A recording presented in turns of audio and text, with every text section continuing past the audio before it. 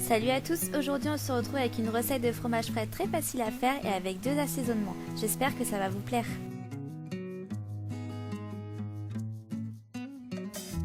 Pour cette recette, vous allez avoir besoin d'une casserole, d'une cuillère à soupe, de 2 saladiers, d'une passoire, d'un linge fin,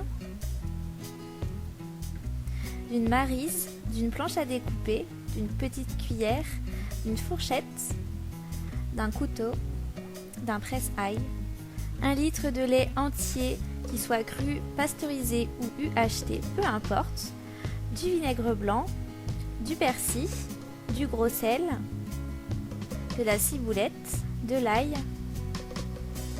de la coriandre, un oignon et un poivron rouge. Alors on va commencer par préparer le fromage. Pour ça on va verser le lait dans la casserole. Donc ça peut également être du lait de chèvre, c'est comme vous le souhaitez. Ensuite on va le mettre sur feu moyen et le porter presque à ébullition. Le lait est à bonne température quand une petite peau se forme et qu'il y a des petites bulles sur les bords de la casserole.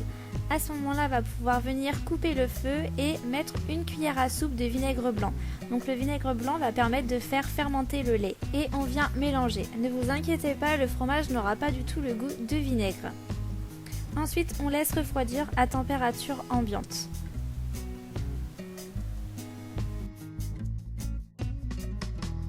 Une fois refroidi, on vient prendre le saladier dans lequel on va mettre la passoire ainsi que le linge fin.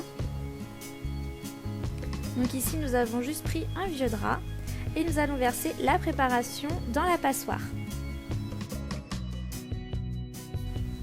Ensuite on va laisser égoutter au moins 2 heures.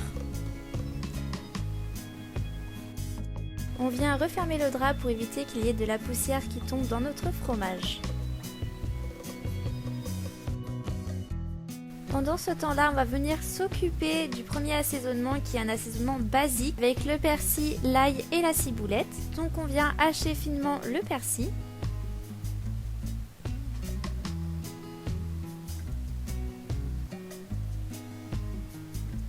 Que l'on vient mettre dans un petit récipient. Ensuite, on s'occupe de la ciboulette qu'on hache pareil finement. Et qu'on va mettre dans le même récipient. Et on va éplucher l'ail.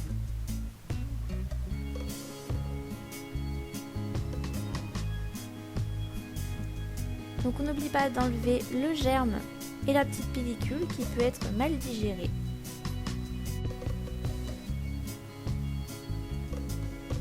Ensuite on vient prendre le presse-ail.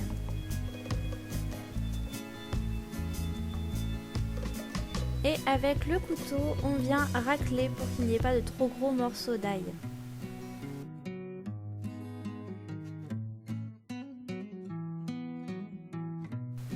Ensuite, on vient piler du gros sel. Donc si vous avez de la fleur de sel, c'est très bien. Et on vient prendre une cuillère, une demi-cuillère de gros sel. Et on vient le mettre dans notre récipient. Donc voilà pour le premier assaisonnement. Pour le deuxième, nous avons besoin de la coriandre, de l'oignon et du poivron. Donc on va s'occuper tout d'abord de la coriandre qu'on va venir hacher finement.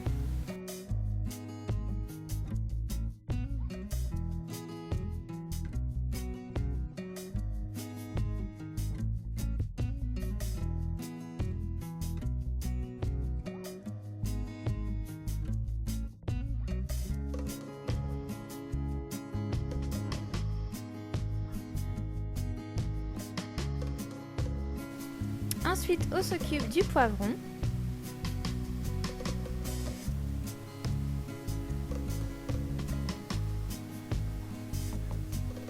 Donc si vous le découpez de la même manière, vous n'aurez pas de souci avec les pépins.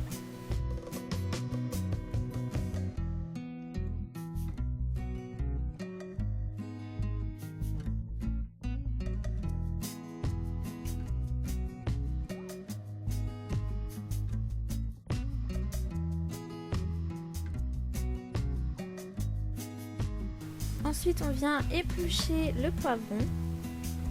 Après, vous n'êtes pas obligé, vous pouvez très bien garder la peau. Ensuite, on vient couper le poivron en lamelles. Puis on le coupe en petits morceaux. On vient éplucher l'oignon.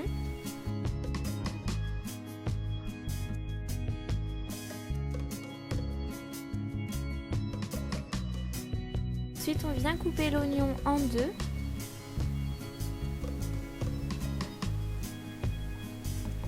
Et on va faire des incisions du haut vers le bas.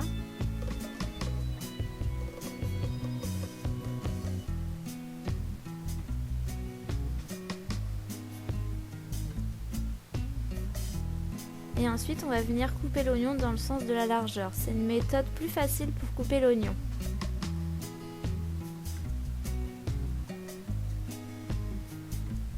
Puis on prend une poêle dans laquelle on va verser un petit peu d'huile d'olive.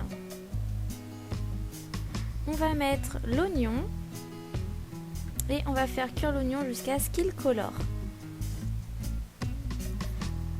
Ensuite, on va venir rajouter le poivron.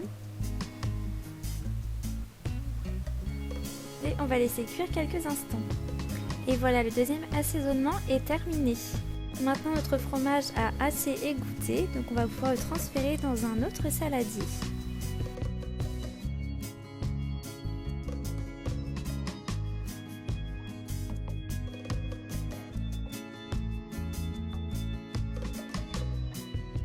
Donc le petit lait doit bien être transparent.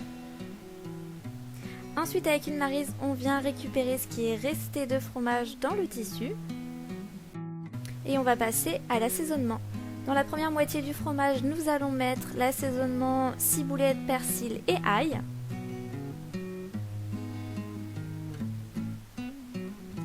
Donc on vient mélanger doucement. Et ensuite, on vient le couvrir pour le réserver 2 à 4 heures, donc vous n'êtes pas obligé de le mettre au frais. Dans l'autre partie du fromage, on vient mettre notre mélange poivron-oignon.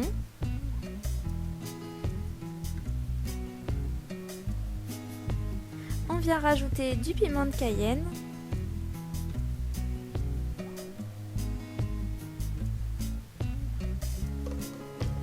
Et on vient mettre la coriandre.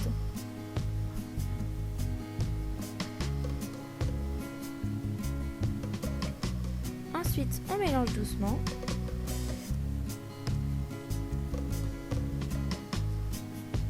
Et pareil, on vient recouvrir notre fromage et le laisser reposer 2 à 4 heures avant de le déguster.